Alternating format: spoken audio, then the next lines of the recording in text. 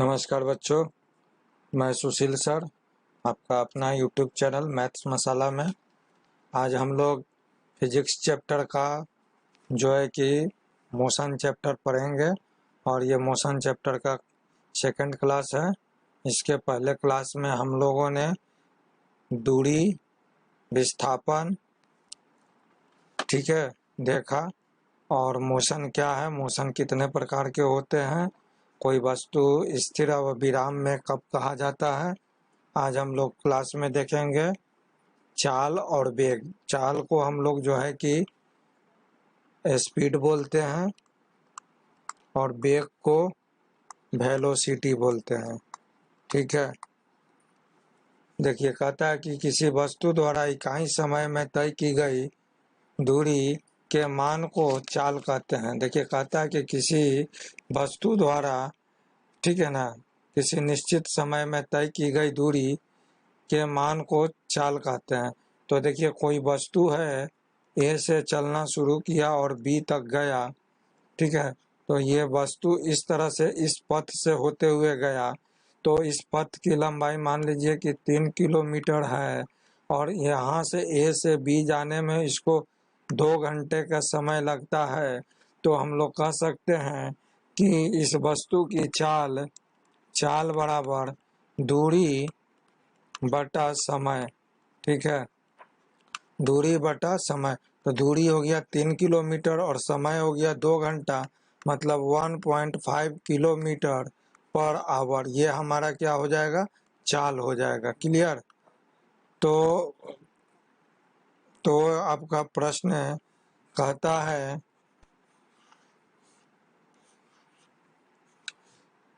तो ये वस्तु द्वारा इकाई समय में, मतलब कि ये जो आपका आया था 1.5 किलोमीटर पर आवर, तो क्या इकाई यूनिट मतलब आवर मतलब 1 घंटा, तो 1 घंटा में यह कितना चल रहा है, 1.5 किलोमीटर, ठीक है ना। तो इकाई समय में तय की गई दूरी को हम लोग क्या कहते हैं, चाल कहते हैं। क्लियर।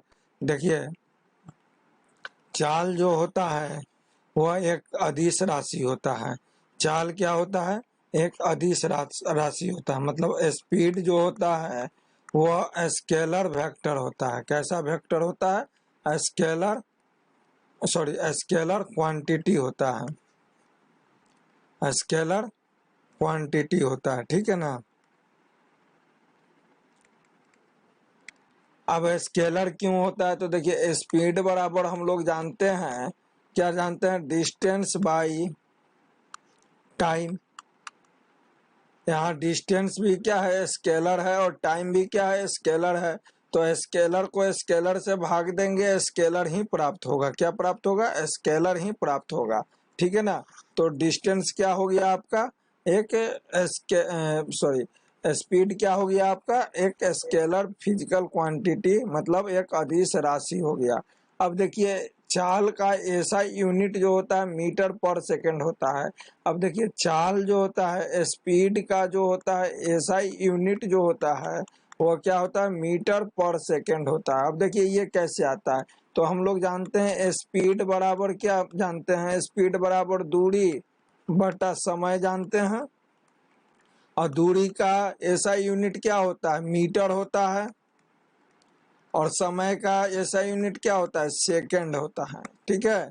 तो इस तरह से मीटर बटा सेकंड मतलब मीटर पर सेकंड हो गया ऐसा यूनिट ऑफ स्पीड, ठीक है। चलिए नेक्स्ट हम लोग देखते हैं। कहता है कि चाल हमेशा धनात्मक या शून्य हो सकता है। देखिए, चाल क्या होगा, हमेशा धनात्मक होगा या शून्य होगा।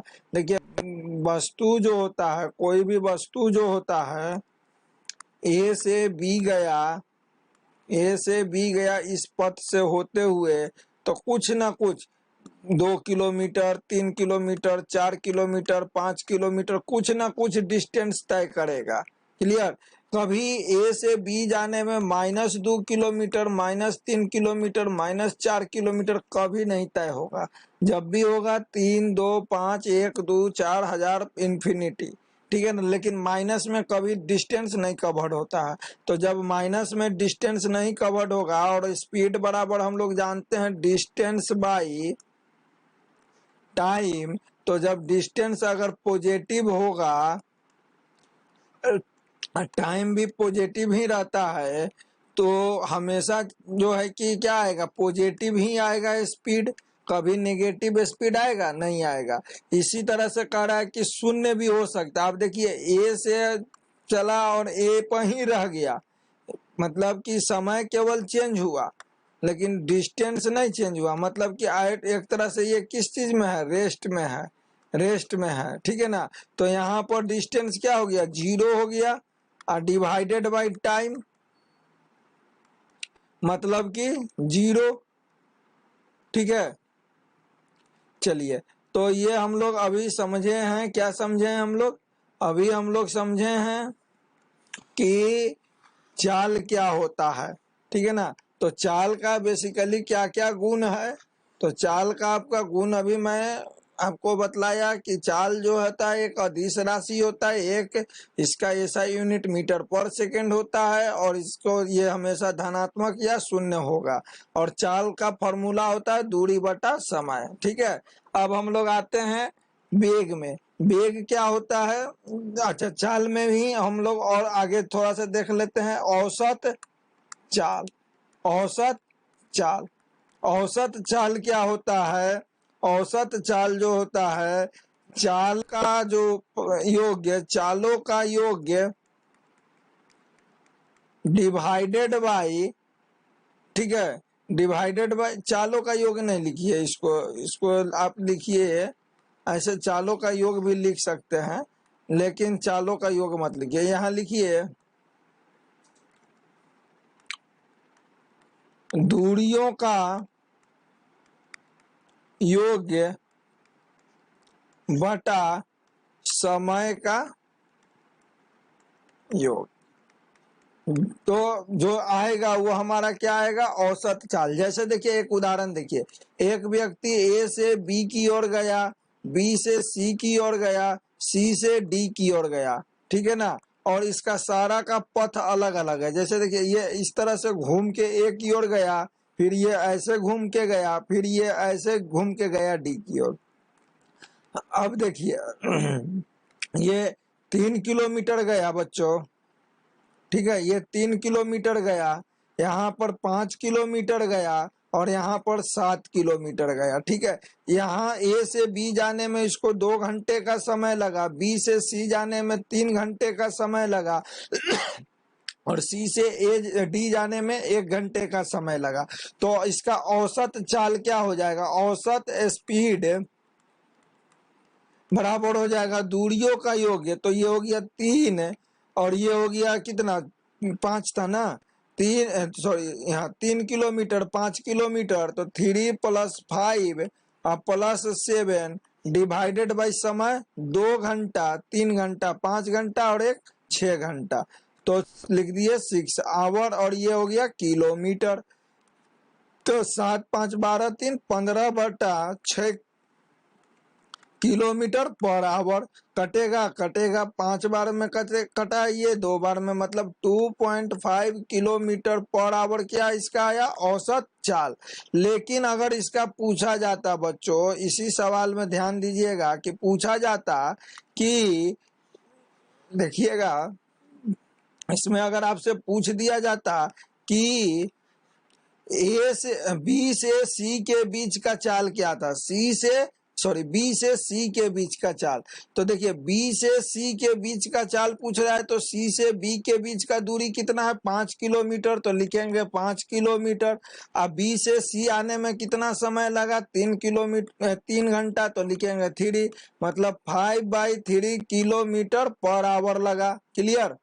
अगर यहाँ पूछ देता आपसे कि बी से डी का क्या लगा, मतलब क्या बी से डी तक का यात्रा तय करने में किस स्पीड से किया, तो हम लोग क्या लिखेंगे, बी से डी का दूरी कितना हो गया, 7 और 5 हो गया 12 किलोमीटर। समय कितना लगा, 3 घंटा और 1 घंटा इधर 4 घंटा, 4 आवर। मतलब कि 3 kilometre per hour. Clear? Okay, चलिए, तो अब तो हम समझते हैं कि आप लोग को औसत चाल में कोई कठिनाई नहीं होगी। ठीक है, अब हम लोग आते हैं, देखते हैं वेलोसिटी, जिसको हम लोग कहते हैं वेग। देखिए, वेलोसिटी क्या होता है कि इकाई समय में किसी वस्तु द्वारा तय किया गया विस्थापन उस वस्तु का वेग कहलाता है। देखिए यहाँ पर क्या होता था, दूरी, इकाई समय में जब दूरी तय करेगा तो चाल कहलाएगा, लेकिन विस्थापन तय करेगा तो क्या कहलाएगा, वेग। तो वेग जब कहलाएगा, विस्थापन तय करेगा तो इकाई समय में, तो हम लिख सकते हैं कि वेग बराबर लिखा जा सकता है, वेग बराबर विस्थापन बटा समय। इसका मतलब हुआ, हम लोग लिख सकते हैं वेलोसिटी बराबर डिस्प्लेसमेंट बाई टाइम। क्लियर? यहां तक कोई दिक्कत? ये आपका विस्थापन बाई समय, और इंग्लिश में वेलोसिटी बराबर डिस्प्लेसमेंट बाई टाइम। अब देखिए, विस्थापन हम लोग पढ़े हैं पिछले क्लास में कि यह एक कैसा राशि है, वेक्टर क्वांटिटी है। क्या है? वेक्टर राशि है। ठीक है, तो यहाँ पर देखिए, तो ऊपर आ गया वेक्टर और नीचे है टाइम स्केलर। तो वेक्टर को स्केलर से भाग देंगे तो वेक्टर प्राप्त होगा। क्या प्राप्त होगा? वेक्टर प्राप्त होगा। ठीक है, क्लियर? तो कहने का मतलब है कि वेग क्या हो जाएगा, वेक्टर हो जाएगा। क्लियर? तो वेग एक सदिश राशि है। अब देखिए, डिस्प्लेसमेंट भी तो एक तरह से क्या है, लेंथ है, लेंथ है। और लेंथ का ऐसा यूनिट क्या होता है, मीटर। और टाइम तो टाइम है, टाइम का ऐसा यूनिट क्या होता है, सेकेंड। तो एक तरह से डिस्प्लेसमेंट बाय टाइम मतलब लेंथ बाय क्या, टाइम। और लेंथ माने मीटर, तो मीटर बटा सेकेंड, मतलब कि मीटर पर सेकेंड होगा वेग का भी ऐसा यूनिट। क्लियर? कोई दिक्कत? चलिए हम लोग आगे बढ़ते हैं। अब देखा जाए यहाँ पर कि वेग धनात्मक, ऋणात्मक और शून्य तीनों हो सकते हैं। वेलोसिटी जो होता है वह धनात्मक भी हो सकता है, ऋणात्मक भी हो सकता है और शून्य भी हो सकता है। अब देखिए कैसे होगा धनात्मक, ऋणात्मक और शून्य। देखिए, एक व्यक्ति जो है वो ए से चलना शुरू किया और वह बी तक गया। ठीक है ना? तो विस्थापन क्या कहते हैं, शॉर्टेस्ट डिस्टेंस को, मतलब कि सबसे छोटी जो स्ट्रेट लाइन खींची जाएगी, रेखा खींची जाएगी, उसकी लंबाई को ही हम लोग डिस्प्लेसमेंट कहते हैं। तो एक तो ये हो गया। दूसरा देखिए हमारा क्या है कि ए से बी की ओर गया, यहाँ पर ए से बी की ओर गया, और दूसरे कंडीशन में ए से बी की ओर गया और बी से वापस सी की ओर चला गया। ठीक है, बी से कहाँ गया, सी की ओर चला गया। क्लियर? तो ये एक कंडीशन हो गया।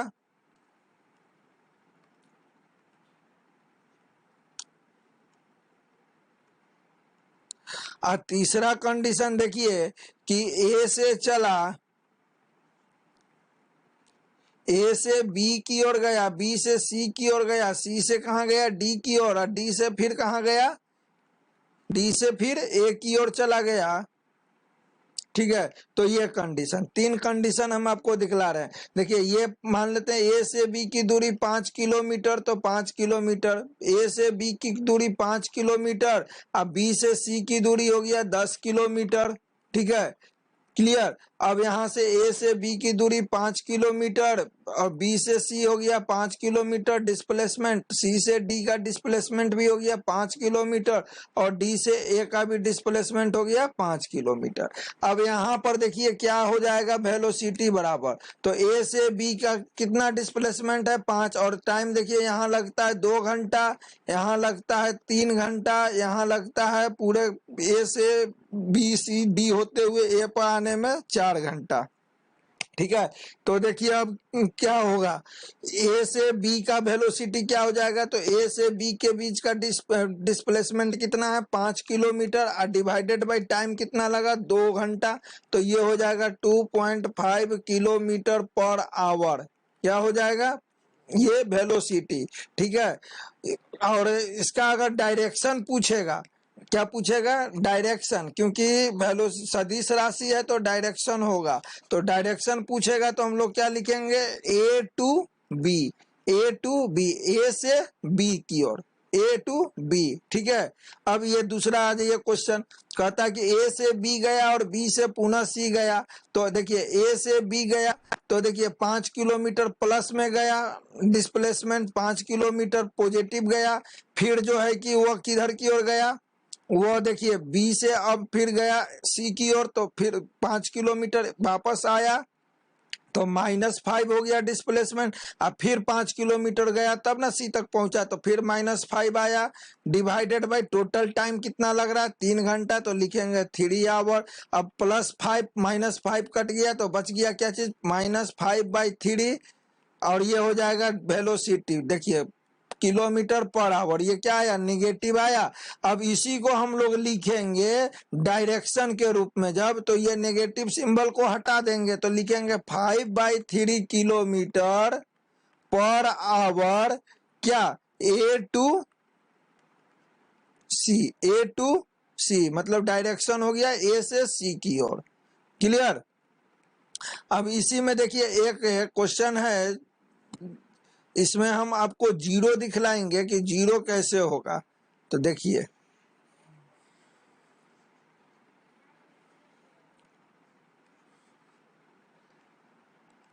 इसमें देखिए जीरो कैसे होगा बाबू। देखिए ये एक बंद पथ है, कैसा है, बंद है। ए है, बी है, सी है, डी है। ए से चलना शुरू किया, मान लेते हैं राम, बी पर गया, बी से चला सी पर गया, सी से चला डी पर गया, डी से चला फिर ए पर चला गया। ये 5 किलोमीटर चला, ये 5 किलोमीटर चला, ये 5 किलोमीटर चला, ये 5 किलोमीटर चला, और ये पूरे प्रक्रिया में इसको समय लगा मान लीजिए कि 4 घंटा का। ठीक है ना। तो हमारा डिस्प्लेसमेंट सॉरी वेलोसिटी क्या हो जाएगा, तो वेलोसिटी निकालने के लिए सबसे पहले हम लोग क्या करेंगे, वेलोसिटी निकालने के लिए सबसे पहले हमको डिस्प्लेसमेंट का जरूरत पड़ेगा। कहाँ से शुरू हुआ चलना, ए से, तो इनिशियल पोजीशन क्या हो गया, ए, इनिशियल पोजीशन प्रारंभिक बिंदु, ठीक ना। और फाइनल पोजीशन भी क्या हो जाएगा, ए, अंतिम बिंदु, क्योंकि ए से चला और फाइनली कहाँ ए पर ही पहुंचा। तो जब इनिशियल पोजीशन ए हो गया और फाइनल पोजीशन ए हो गया तो ए और ए के बीच में सबसे छोटी दूरी क्या होगी, लंबाई 0 होगी, 0। तो यहाँ पर डिस्प्लेसमेंट बराबर क्या हो गया, डिस्प्लेसमेंट बराबर हो गया 0। ठीक है। और टाइम कितना लिया ए से ए आने में, 4 घंटा, तो लिख दिए 4 आवर। तो वेलोसिटी बराबर क्या हो जाएगा, वेलोसिटी बराबर हो जाएगा 0/4 आवर, मतलब कि 0। इस तरह से क्या आया, 0 आया वेलोसिटी। ठीक है। लेकिन बच्चों अगर यहाँ पर इसी चीज का वेलोसिटी ना पूछ के चाल पूछ दिया जाता कि वह ए पर, ए से चला बी पर, बी से सी पर, सी से डी पर, डी से ए पर आया, तो चाल क्या होगा। तो चाल जब पूछ देगा तो हम लोग क्या बोल करेंगे, पथ की लंबाई हो जाएगा दूरी। तो पथ की लंबाई ये 5 किलोमीटर, ये हो गया 5 किलोमीटर 10, और ये हो गया 5 किलोमीटर 15, ये हो गया 5 किलोमीटर 20। तो दूरी कितना हो गया, दूरी हो गया आपको 20 किलोमीटर। और टाइम कितना लग रहा है, टाइम लग रहा है 4 घंटा। तो आपका स्पीड क्या हो जाएगा, स्पीड हो जाएगा 20/4 किलोमीटर पर आवर, मतलब कि 5 किलोमीटर पर आवर। क्लियर।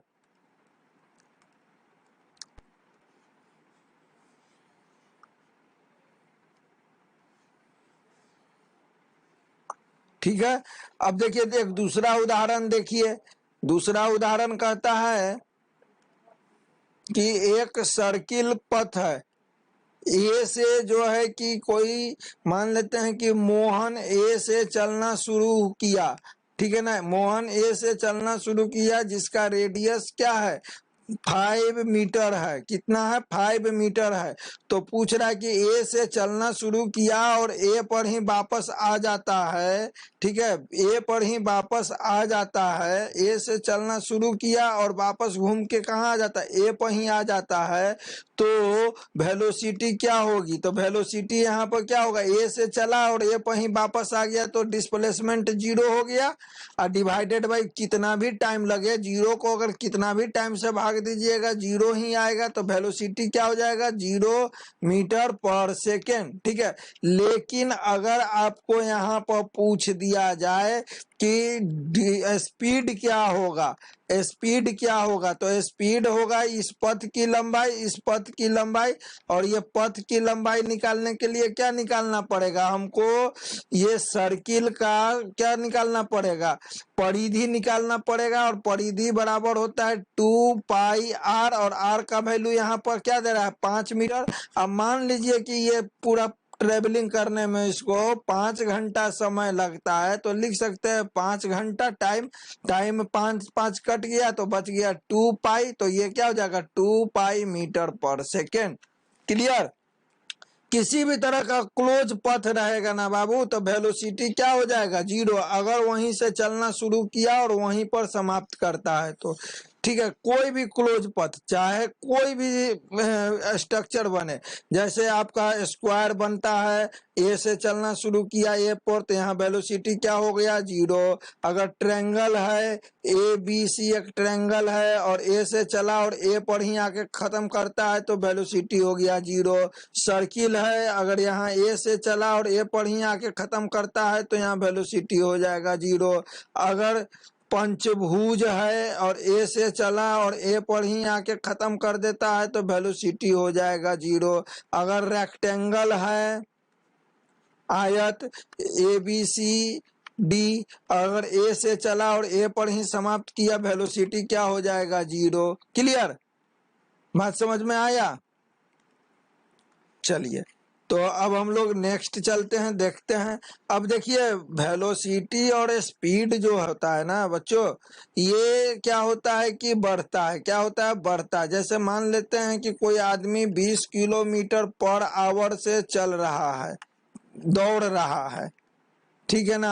अब ये जरूरी नहीं है कि 20 से दौड़ रहा है तो 20 से ही दौड़ेगा, ये 30 अपना स्पीड बढ़ा दिया तो दौड़ने लगा 30 किलोमीटर पर आवर से। या फिर जरूरी नहीं है कि बढ़ा ही सकता है, घटा भी सकता है। ये मान लेते हैं कि 30 से दौड़ रहा था और अपना स्पीड घटा के कर दिया 10 किलोमीटर पर आवर, ठीक है। फाइनली क्या हो गया, रुक गया, क्या हो गया, रुक गया, ठीक है। तो देखिए ये क्या हो रहा है, देखिए यहाँ पर घटना क्या हो रहा है। यहाँ जब कोई वस्तु स्पीड बढ़ाता है, जब कोई वस्तु स्पीड बढ़ाता है तो एक्सेलरेशन लगता है, क्या लगता है, एक्सेलरेशन। जैसे गाड़ी को स्पीड बढ़ाना रहता है तो हम लोग गाड़ी को क्या करते हैं, एक्सेलरेट करते हैं, ठीक है ना। और ये 30 हो गया। अब जब स्पीड कम करता है तो इसको हम लोग कहते हैं डेकेलरेशन, डेकेलरेशन, ठीक है ना। एक्सेलरेशन को त्वरण कहते हैं, ठीक है। डेकेलरेशन हो गया स्पीड जब कम करते हैं, ठीक है। और फाइनली जब गाड़ी का स्पीड 0 हो जाता है, 0 किलोमीटर हो जाता है, ठीक है, तो गाड़ी किस चीज में आ जाता है, किस पोजीशन में, रेस्ट के पोजीशन में आ जाता है, मोशन में अब नहीं रहता है, ठीक है। तो चलिए हम लोग देखते हैं एक्सेलरेशन क्या होता है। किसी वस्तु का वेग समय के साथ परिवर्तन होता है तो उस वस्तु के वेग परिवर्तन की दर को क्या कहते हैं, त्वरण कहते हैं। देखिए जैसे हम लोग विस्थापन अगर प्रति इकाई में परिवर्तित होता है तो मतलब कि विस्थापन के परिवर्तन की दर को हम लोग क्या कहते हैं, वेग कहते हैं। जैसे देखिए दूरी के परिवर्तन की दर को चाल कहते हैं, विस्थापन के परिवर्तन के दर को वेग कहते हैं। इसी तरह से बाबू वेग परिवर्तन के दर को, वेग परिवर्तन के दर को क्या कहते हैं? त्वरण कहते हैं, त्वरण कहते हैं, ठीक है ना, एक्सेलरेशन। यह एक क्या राशि है? सदिश राशि है। अब हम जानते हैं कि देखिए विस्थापन परिवर्तन की दर को क्या कहते हैं? वेग कहते हैं, ठीक है। अब वेग परिवर्तन की दर को क्या कहते हैं? त्वरण कहते हैं। अब विस्थापन क्या है? सदिश है, तो विस्थापन जब सदिश है तो वेग भी हो गया सदिश, ठीक है। और जब वेग भी सदिश है तो त्वरण भी हो जाएगा क्या आपको? सदिश राशि। क्लियर? क्लियर यहाँ तक? अब देखिए जिस तरह से, देखिए जिस तरह से आपका विस्थापन पॉजिटिव, नेगेटिव और जीरो हो सकता है, उसी तरह से वेग भी पॉजिटिव, नेगेटिव और जीरो होगा। और उसी तरह से त्वरण भी पॉजिटिव, नेगेटिव और जीरो होगा, ठीक है। क्लियर? अब तीसरा देखिए, हम लोग एसआई यूनिट जो होता है त्वरण का, तो देखिए पहले तो हम लोग फार्मूला निकालेंगे। वेग परिवर्तन की दर को हम लोग त्वरण कहते हैं, तो लिख सकते हैं त्वरण, त्वरण को हम लोग ए से सूचित करते हैं। वेग परिवर्तन की दर त्वरण ए बराबर, वेग हो गया मान लेते हैं वेलोसिटी भी, तो लिखेंगे वेलोसिटी डिवाइडेड बाय टाइम। क्या हो गया? वेग परिवर्तन की दर को हम लोग त्वरण कहते हैं, तो वेलोसिटी बाय टाइम। अब इसका ऐसा यूनिट निकालना रहे तो वेलोसिटी का ऐसा यूनिट हम लोग जानते हैं मीटर पर सेकेंड, और टाइम का हो गया सेकेंड, तो इसी को लिख देंगे मीटर पर सेकेंड स्क्वायर, ठीक है। क्लियर? चलिए नेक्स्ट हम लोग देखते हैं। अब बच्चों इस पर कुछ हम लोग न्यूमेरिकल देखेंगे, इसके पर आधारित कुछ न्यूमेरिकल हम लोग देखेंगे। जैसे कि देखिए कोई आदमी, ध्यान दीजिएगा, कोई आदमी 20 किलोमीटर पर आवर से दौड़ रहा है, 4 घंटे बाद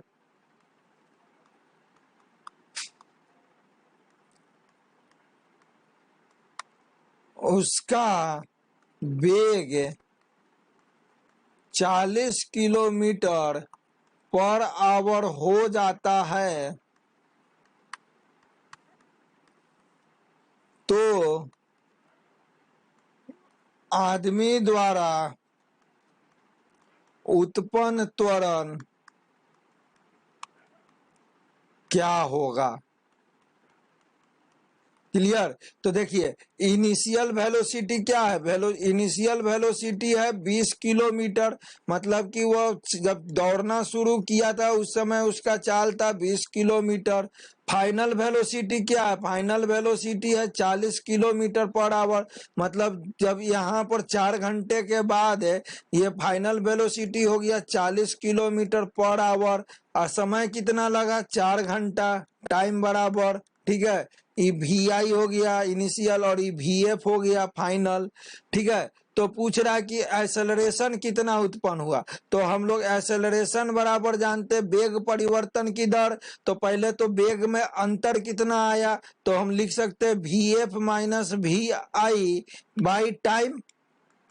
अब वी एफ कितना है? फाइनल वेलोसिटी है 40 माइनस इनिशियल है 20 डिवाइडेड बाय समय लगा 4 घंटा, तो ये हो जाएगा 40 में से 20 गया 20/4, मतलब कि 5 मीटर पर सेकेंड क्या एक्सेलरेशन का पर सेकेंड स्क्वायर। क्लियर? तो चलिए बच्चों हम लोग नेक्स्ट क्लास में अब जो है कि थोड़ा सा पढ़ेंगे सदिश राशि और अदिश राशि, ठीक है ना। स्केलर और स्केलर फिजिकल क्वांटिटी और जो है कि वेक्टर फिजिकल क्वांटिटी, और कौन कौन से फिजिकल क्वांटिटी स्केलर है, कौन कौन से फिजिकल क्वांटिटी वेक्टर हैं। तो मिलते हैं नेक्स्ट क्लास में, जब तक के लिए जय हिंद जय भारत।